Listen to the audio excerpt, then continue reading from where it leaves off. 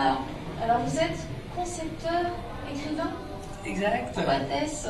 Alors, c'est un métier spécifique à Disney. En fait, c'est le parc à thème vu par le cinéma. À savoir, si on était au cinéma, je serais scénariste, script, dialoguiste.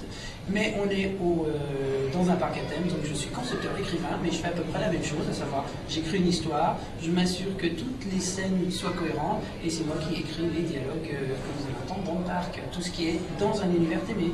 D'accord. On a commencé par Adventureland, alors vous m'avez montré un œuf. Exact. Je ne sais pas pourquoi j'ai regardé cet œuf. Vous m'avez dit de le regarder, je l'ai regardé. Donc c'est quoi cet œuf? Alors cet œuf, on voit l'œuf, c'est un œuf géant. Mais où est-ce qu'il est cet œuf géant? Il est sur le toit de l'Adventureland Bazaar. Adventureland Bazaar, ça représente une forteresse perdue dans le désert, mais pas n'importe quel désert, le désert imaginaire des Mille et une nuits. Les Mille et une nuits, qu'est-ce que c'est? Ce sont tous ces contes que la princesse Scheherazade a racontés au roi de Perse. Parce que dans sa vie, la pauvre, elle était mariée au roi de Perse, qui avait la fâcheuse habitude de tous les matins se débarrasser de son épouse pour pouvoir en épouser une autre. Donc Scheherazade s'est dit, moi je vais garder la tête sur les épaules, donc elle a commencé à lui raconter une histoire quand ils étaient au lit, et au moment le plus palpitant de l'histoire, elle lui a fait « Oh, il faut que j'aille dormir, il faut que je te laisse, demain je te raconte la suite. » Et elle s'endort. Donc le prince dit « Je ne peux pas lui couper la tête, sinon je ne saurai jamais la fin de l'histoire. » Et donc le lendemain, rebelote, elle lui finit son histoire, raconte une autre histoire, et comme ça, pendant 1001 nuits, elle a réussi. Et donc, parmi toutes ces histoires qu'elle a racontées, elle a raconté la fameuse histoire de Simbad les marins. Simbad les marins, comme tous les contes des Mille et une nuits, sont présents dans le bazar. Et qu'est-ce qui est arrivé à Simbad? Il est arrivé sur une île déserte avec tous ses compagnons sur son bateau, et ils sont arrivés sur une île et ils ont vu qu'il y avait plein de cadavres partout. Ils se sont dit qu'est-ce qui se passe? Et c'est là qu'ils se sont fait attaquer par un oiseau géant qui était mangeur de chair humaine. Donc qu'est-ce qu'ont fait les compagnons?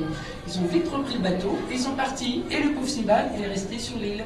Donc Simbad, pas bête, il s'est dit je vais aller me cacher où? Là où l'oiseau va pas me chercher, dans son nid. Il s'est caché sous l'œuf géant. Quand l'oiseau est arrivé, il ne l'a pas vu.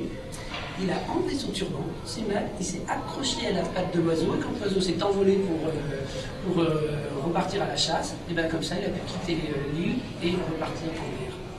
Alors vous m'avez montré autre chose aussi, donc quand on arrive dans ce bazar, il y a la grande effigie d'Adventureland, et en bas, j'avais jamais remarqué, j'avoue, il y a des sortes de maps, je ne sais pas exactement ce que c'est, et à côté un petit logo.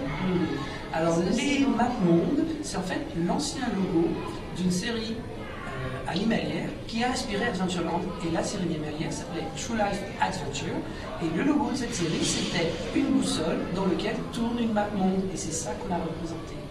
Et le petit disque doré avec une espèce, on pourrait croire que c'est une espèce d'une jolie arabesque rouge, et en fait si vous faites attention, c'est un W, un D et un I. C'est en fait la signature de Walt Disney Imagineering, à savoir la société pour laquelle je travaille et qui construit les parcs à thème. Donc c'est la petite signature de Walt Disney Imagineering. C'est le petit côté narcissique des Exactement, et on va en retrouver un autre quelque part ici au Disneyland Hotel. D'accord.